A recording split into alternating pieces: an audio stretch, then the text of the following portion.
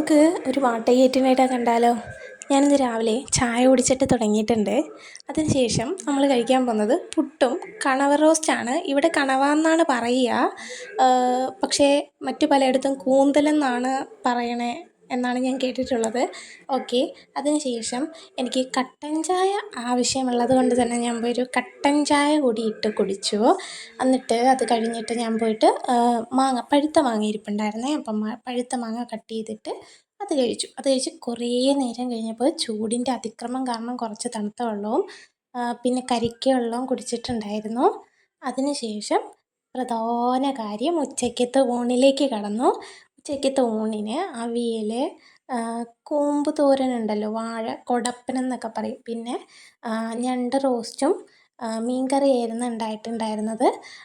അപ്പോൾ അതൊക്കെ കൂട്ടിയിട്ട് അടിപൊളിയായിട്ട് ഉച്ചയ്ക്കത്തെ ഫുഡും നമ്മൾ കഴിച്ചിട്ടുണ്ടായിരുന്നു. എല്ലാ ദിവസവും ഇത്രയും ആഡംബരം ഉണ്ടാവില്ല, എന്നാലും വലിയ കുഴപ്പമില്ലാത്ത രീതിയിലാണ് എല്ലാ ദിവസവും പോവുക. ഇന്നത്തെ ദിവസം ഇപ്പോൾ ഇത്രയും ആഡംബരമായിട്ട് ഊണുണ്ടായിരുന്നത് കൊണ്ട് ഞാൻ ഭയങ്കര ഹാപ്പി ആയിരുന്നു. അങ്ങനെ നമ്മൾ ഉച്ചയ്ക്കത്തെ ഊണും കഴിച്ചതിന് ശേഷം ഇത് കഴിച്ച് കഴിയുമ്പോൾ ഒരു മധുരം കഴിക്കാൻ തോന്നും. അങ്ങനെ മധുരം കഴിക്കാൻ വേണ്ടിയിട്ട് ഞാൻ പോയിട്ട് മുന്തിരിങ്ങ ഇരിപ്പുണ്ടായിരുന്നു, അതെടുത്ത് കഴിച്ചിട്ട് പിന്നെ അമ്മ വീട്ടിലെ തന്നെ പേരയ്ക്ക ഉണ്ടായിരുന്നു, അപ്പോൾ ആ പേരയ്ക്ക പറിച്ചിട്ട് വന്നപ്പോൾ ഞാൻ അതും എടുത്ത് കഴിച്ചു.